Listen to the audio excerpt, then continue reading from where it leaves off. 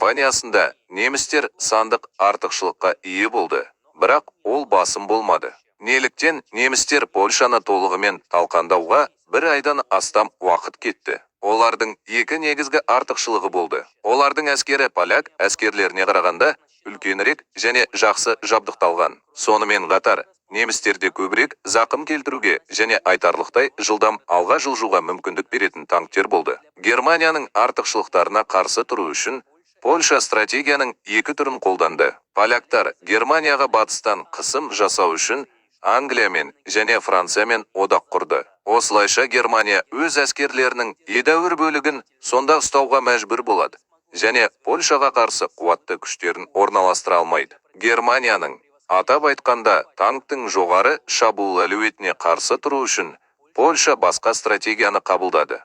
Ол екі қорғаныс шебін құрды. Негізгі қорғаныс шебін оның салалары да асып кетті. Егер сәтсіздікке ұшыраса, бұл әскерлер Румыния жағалауындағы қысқа сызыққа шегінуі мүмкін.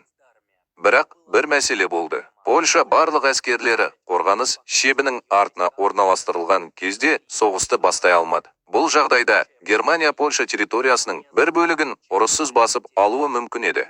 Ал Ұлыбритания мен Франция Германияға соғыс жарияламайды. Сондықтан Польша немістерге соғыс беріп, Ұлыбритания мен Францияны Германияға соғыс жариялауға мәжбүр ету үшін өз әскерлерін шекараға жақындатты. Осыдан кейін олар немістердің қысымымен қорғаныстың негізгі шебіне қарай қиын шегінуге мәжбүр болды. 1939 жылдың 1 қыркүйегінде немістер бүкіл майданға шабуыл жасады. Поляктар аралық қорғаныс шебін құрды. Онда олар немістердің алғашқы шабуылын тоқтатуды жоспарлады.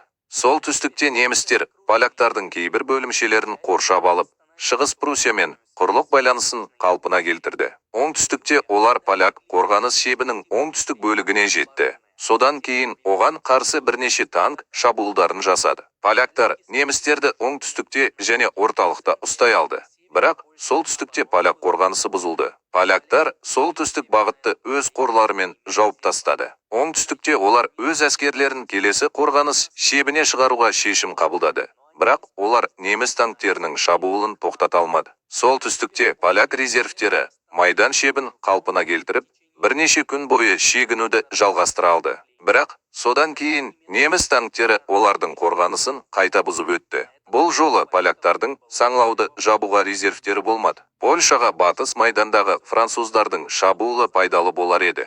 Бірақ одақтастар мұндай қарқынды дамуды күтпеді және Польшаға тиімді көмек көрсетпеді. Поляк әскерлері өз әскерлерінің Висла арқылы шегінуіне мүмкіндік беру үшін немістердің алдыңғы қатарлы бөлімшелеріне үмітсіз соққы беруді ұйғарды. Алайда поляк әскерлерінің көпшілігі қарсы шабуыл жасау үшін тым ұйымдаспаған және оңтүстікте олардың әскерлері жойылды. Солтүстіктегі қарсы шабуыл кейбір поляк бөлімшелерінің Варшава аймағына шегінуіне мүмкіндік берді.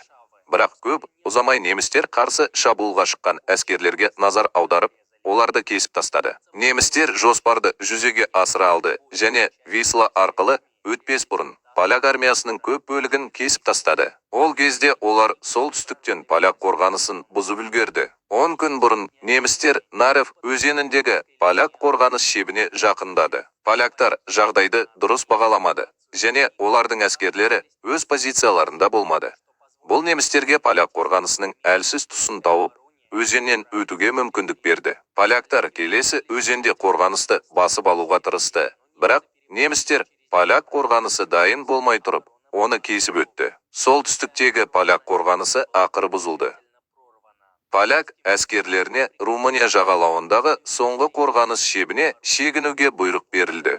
Олардың кейбіреулері бұйрықты елемей Варшаваны қорғау үшін қалды. Бұл арада оңтүстіктегі поляк бөлімшелері шегініп бара жатты. Поляктар біріккен майданды ұстай алмады. Ал жылдамырақ неміс танктері оларды айналып өтіп, поляктардың негізгі қорғаныс шебін қарсылықсыз кесіп өтті. Олар Львовтағы поляк қарсыласу орталығын басып алу үшін алға жылжыды. Немістер Львовты ала алмады. Бірақ қалаға шегінуге тырысқан поляк бөлімшелерін кесіп тастады. Енді немістер Румын плацдармына жеткенше поляк армиясының бөлімшелерін кесіп тастай алды. Поляк әскерлерінің келесі тобы батыстан жақындады. Немістер бірнеше бағытта алға жылжып, поляктарды жан жағынан қоршап алды. Неміс қорғанысын бұза алмаған соң, поляктар бағынды. Немістер солтүстіктен келе жатқан поляк әскерлерін оңай жеңе алмады.